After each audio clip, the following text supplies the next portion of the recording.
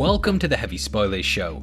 I'm your host Definition, and this episode we're breaking down the Jordan Peele movie, Us. The film came hot off the heels of Peele's Best Picture nominee Get Out, and though it didn't quite achieve the acclaim of its predecessor, there's still a lot to talk about in regards to it.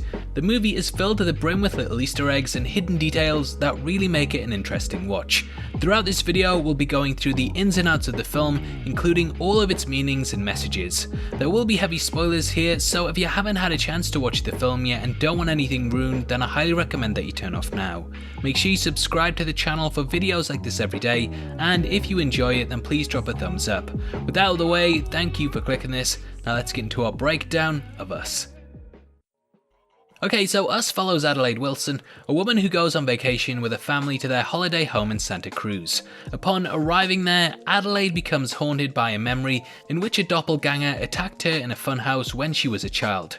She initially just seems paranoid, but her worst fears are realised when a duplicate of her family attacks them in their home at night. These are the Tethered, and slowly the copies of humanity have started an uprising. They are led by the copy of Adelaide, known as Red, and she becomes the main antagonist of the film.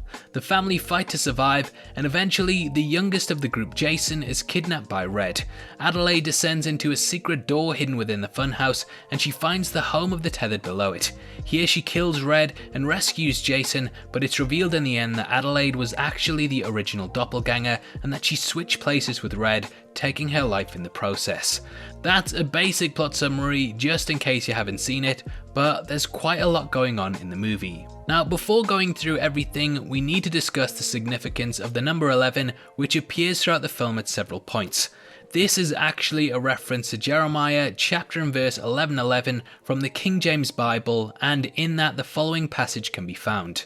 Therefore thus saith the Lord, Behold, I will bring evil upon them, which they shall not be able to escape, and though they shall cry unto me, I will not hearken unto them.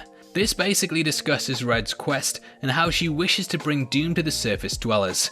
Now, why the number itself is also important is because 11 is a palindrome, a number that is the same forward as it is back. It's a complete reflection of itself, and this symbolism of a mirror is given further weight by 1111, once more reflecting the 11s, and so on and so on and so on. We're going to be saying 11 a lot in this video. There's also a lot of mirroring going on in the film, and the Wilsons themselves can be seen as somewhat of a reflection, as there are 2 males in the family and 2 females, 2 adults, 2 children, and generally there's this idea of mirroring that is seen within them and their tethered copies. Things above the ground are mirrored by those below, and throughout the piece elements line up and are seen as almost complete reflections. As for the film itself, mirroring and this idea of 11 is seen throughout.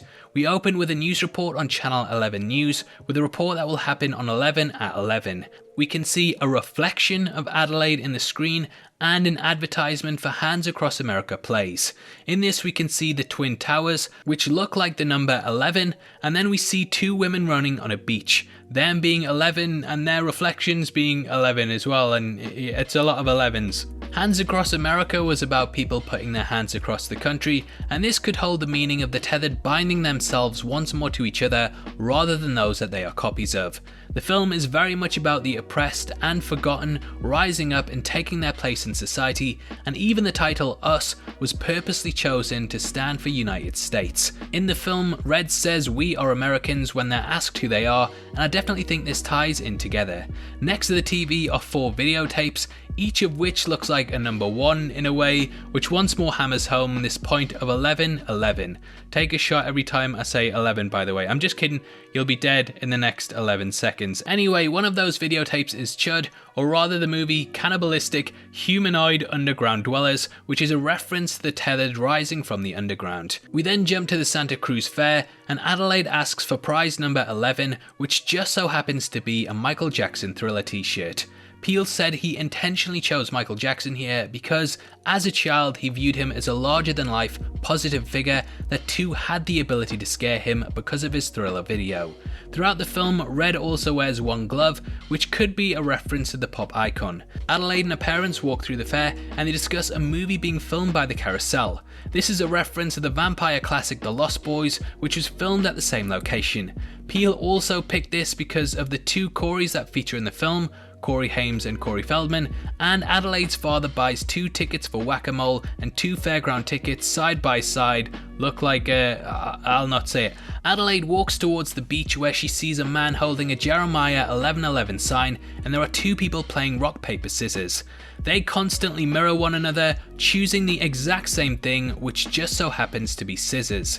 2 pair of finger scissors look like 11:11, and scissors, of course, are the weapon used by Red throughout the film. The scissors that Red uses look like 2 heads back to back, and they mirror each other, perhaps signifying 2 people. The fun house has a sign that says "Find Yourself," which Adelaide does, and the voice of the announcer in the location is Jordan Peele. Adelaide whistles the Itsy Bitsy Spider, which is about a spider climbing up a drain pipe, and this is meant to symbolise Red coming from the bottom. Or Adelaide, I get confused. A real spider crawls out from under a fake one on a coffee table, and at one point in the film, Red moves her fingers on her face in a spider leg motion. Before the twist is revealed at the end, Red also whistles the Itsy Bitsy Spider just before she dies, which highlights that she is in fact the real one.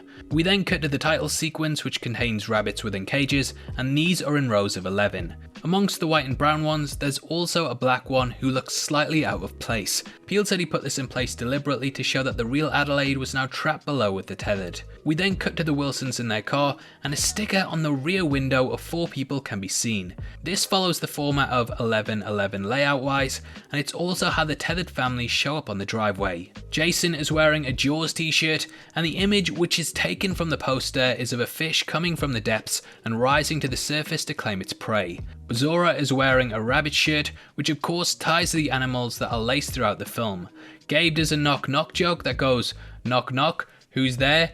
You who open up the door," which, whilst it's a proper dad joke, it's also a reference to how you will be at the door, which of course happens when the tethered show up. In their house there's a picture of Adelaide and her mother, who is wearing all red and rising above Adelaide, perhaps showing the rising of Red. Jason says if you point a finger at someone, you get 3 fingers pointing back at you, which Gabe then corrects. 3 + 1 is 4. 4 fingers look like 11:11. Look, we'll get it. Anyway, from here we get another look at Adelaide's childhood. In a sandbox, she lines animals up one by one, side by side, and places a white rabbit in between them. This could be seen as representing the hands across America, and it may hint at Red planning to be at the centre of it. Adelaide's parents also say that she cannot speak, which hints at her being one of the tethered rather than simply suffering from shock. At the home, Adelaide finds a bunny in a box, and she smiles when she looks at it, perhaps recalling her childhood in the tunnels. This doll later gets its head cut off by Red, who sees it as a sign of contempt. Jason puts an ambulance in the door to stop it closing, and this could be a reference to the ambulance that they drive off in at the end when they close all this behind them. The ambulance has 11:11 written on the top of it, and this callback here is a nice bit of foreshadowing. On the ride to the beach, Zora brings up a fluoride conspiracy theory in which she says that the government has placed it in the water to control people's minds. This sounds crazy at first, but we later learn that the entire tethered program was put in place in an attempt to control humanity through their copies. They play "I've Got 5" on it on the radio, and Adelaide tries to click along with it, but she's out of time, showcasing that the tethered have trouble with rhythm, and it shows that she's just slightly out of sync, which is a nod to the twist. Peele stated that he chose this song for the trailer because it shows the darker side that can exist within people, most notably in their youth. Gabe says it's a dope song, but we know what the song is really about, and this could highlight he wasn't always the upstanding father that we see in the film. I think this may be reflected in Adelaide too, who, as we know, has a dark side to her past. In the car they pass the man with the Jeremiah 11:11 sign from the start of the film, and he has had 11:11 carved into his chest.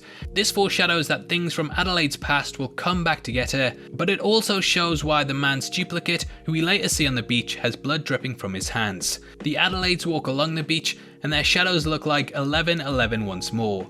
The family are also in line with each other, except for Adelaide, who isn't, hinting that she perhaps isn't in line with the rest of them. Here they meet another family known as the Tylers. Kitty discusses her facelift, and we later see that her copy has scars on her face, likely because in the underground it was carried out by a surgeon with scissors. One of the twins also has a t-shirt that looks like 1111, and the pair mimic each other's speech completely at one point, showing mirroring once more. A red frisbee lands on a blue circle, perfectly symbolizing Red's rising and taking over, and this red over the top of blue could also be a callback to the painting from earlier. In Jason's room we can see a picture that looks like people holding hands, referencing the hands across America, and Gabe watches the highlights of a game on the TV. In this there was an 11-11 tie in the 7th inning, and in Jason's room the clock hits 11-11. I'm getting sick of this now. Adelaide tells a story to Gabe about her doppelganger in which she clicks slightly when speaking, perhaps hinting at her hidden history. She does this whilst looking at her reflection in glass, mirroring the story of the doppelganger discovery, which too involved coming face to face with her reflection. Anyway, the Tethered show up and Gabe warns them that the police, they already on their way. The Wilsons did call them, but as we know, the world is in chaos, so they don't show up. Red arrives whistling the itsy bitsy spider, and she's able to gain access to the house through a key that was hidden under a rock. This shows that she has been to the property before, and that she is the real one. Red is also the only member of the Tethered able to speak, whereas the others make clicks and yell because they didn't live in an environment where they were able to learn things through someone else. This is how babies learn to talk, but the fact that Red can do it also shows that she learned this on the outside world. Red has difficulty talking at first because she hasn't done it in a while, and she tells the story of the two tethered shadows. She discusses how the underground operates and how they were forced to eat rabbits. There are also some interesting character traits too. For example, Abraham is unable to see because in the underground he wasn't able to get the glasses that Gabe has. Umbre was born laughing, which juxtaposes Zora's shy personality, and she's also able to run a lot faster than Zora is because she ran on hard concrete and tiles, whereas Zora ran on tracks and so on. Umbre is the plural form of shadow, highlighting that she is the shadow side of Zora. Zora also changes into a hoodie that has Tho written on it, which is Vietnamese for rabbit. No doubt you've heard that a million times on breakdowns better than this. The Tethered attack the family, and they all kind of break off from one another. I love when Pluto unmasks and shows his burnt face, and I was trying to think of where I knew it from or what the reference was, and shoutouts to Reddit for pointing out that it's like when Jason Voorhees unmasks in Friday the 13th. In Friday the 13th as well, Jason's mother was also revealed as the villain, similar to how Adelaide is at the end. In fiction, Pluto is also referred to as the Lord of the Underworld, once more tying back to things being underground. Anyway, the group all reunite and manage to escape to the Tylers. However, bad things happen there, and we actually see the full attack carried out by the Tethered. The twins appear together at the top of the stairs looking like an 11, and then they are joined by their copies who appear like 1111 before taking their place. Kitty calls out for her Alexa-like device named Ophelia to call for the police, but instead it plays F the Police by NWA. The opening of this song contains a line that says F the Police coming straight from the underground, which could be a reference to the Tethered coming from the underground. Ophelia also means help in Greek, which is what Kitty is trying to get. The Wilsons arrive at the house, and Papa Tethered doesn't immediately attack Adelaide, who goes to the door first. This is possibly because he can sense her and he believes that she's Red. Another interesting moment also happens with the Tethered version of Kitty in the bedroom, in which she vainly looks at her reflection whilst trying on makeup. Kitty had a facelift, possibly because she was vain, and it's likely that her copy has had to go through this motion numerous times. She even cuts her own face, possibly because she believes that this is a sign of beauty. She also goes to kill Adelaide, but lets her live, showing that Red instructed her to do this so she could draw out the revenge plot. This is likely why the Tylers were killed instantly, whereas the Wilsons weren't. Gabe flees to the Tylers' boat, and we can see that it's bigger and better than his one. He did mention that they were constantly trying to one-up the family, and this can be seen by the fact that they have this, whereas the Wilsons' one barely works. The family then watch a news report, which is once more on channel 11, and it's here we get the first hint of the hands across America. This was a big thing from Adelaide's childhood, and clearly the publicity it got stuck with her, which is likely what influenced her to instruct the Tethered to do it. Adelaide also wants to flee to Mexico, and I don't know if I'm reaching here, but if US stands for United States, then the underside of that is South America and Mexico, perhaps suggesting moving from the top to the bottom. Adelaide is attacked by another one of the Tethered, but she kills them, which Jason stumbles across, and Adelaide pants similar to them, foreshadowing the twist. Eventually they make it to the beach and come face to face with Pluto. Pluto waits until Adelaide is out of the car before almost sparking the fire, but Jason is able to read his mind and get the family out. Jason is able to control him and make him walk into the fire, perhaps showing that the mind control experiment did work, but that the government couldn't get it to operate properly on the end of the tethered. Red snatches Jason and flees to the funhouse, where she's chased by Adelaide, who sees hands stretching across the beach, even into the ocean. This means that some of the tethered drown themselves in doing this. We can see the tethered version of the man that was holding the sign has also carved 1111 into his head. Now, you may have noticed at this point that Adelaide's clothes are almost red from all of the blood. This could be a nod to the upcoming reveal as they transition from white to red. In the basement, Adelaide confronts Red and she cuts out some people holding hands. These are similar to the family sticker on the car and also an 1111 symbol. She cuts these down to just 2, symbolizing an 11, and then splits them completely to show the untethering. Also, when we see a flashback, the escalator from the ground up too looks like 1111. We get the backstory and Adelaide is actually able to recall this herself because it happened for her. We see that the tethered all mimic those above, and one of the big questions that I've seen floating about the movie is, how did they break free of the control that those above had? Well, I believe that they simply didn't think that they had it, and therefore didn't ever try to untether themselves. However, during the ballet performance, they see that Red is able to do different moves to Adelaide and realise that they have free will. The fight begins, and I love how Red's moves are very square and deliberate because she's had to exist in tunnels filled with rectangular corridors. Adelaide kills her and she whistles the itsy bitsy spider with her last breath. With her son, she escapes to the surface and we get the revelation that she switched places. Jason clearly knows this and has realised, but coming to the conclusion himself that he is half tethered too, he decides to lower the mask and hide behind it, signifying the lie about his mother's past will be kept a secret. Also, there's what looks like an 1111 on the Thriller t-shirt in the flashback. I'm sorry, I swear that's the last one.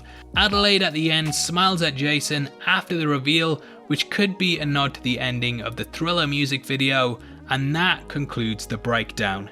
Now obviously I'd love to hear your thoughts on it, and if there's anything we missed. Make sure you comment below and let us know, and if you enjoyed the video then please leave a like as it massively helps us out, and make sure you check out our breakdown of Jordan Peele's Get Out, which is going to be linked at the end. Every month on the 15th we give away free Blu-rays, and all you have to do to be in with a chance of winning the Marvel Phase 3 Part 1 box set is leave a like and subscribe with notifications on. If you want to support the channel and get to see content early, then please consider clicking the join button. You can also come chat to us on our Discord server, link below, or at DefinitionYT on Twitter. Those are the best ways to keep up to date with the channel, so hopefully we see you over there very soon.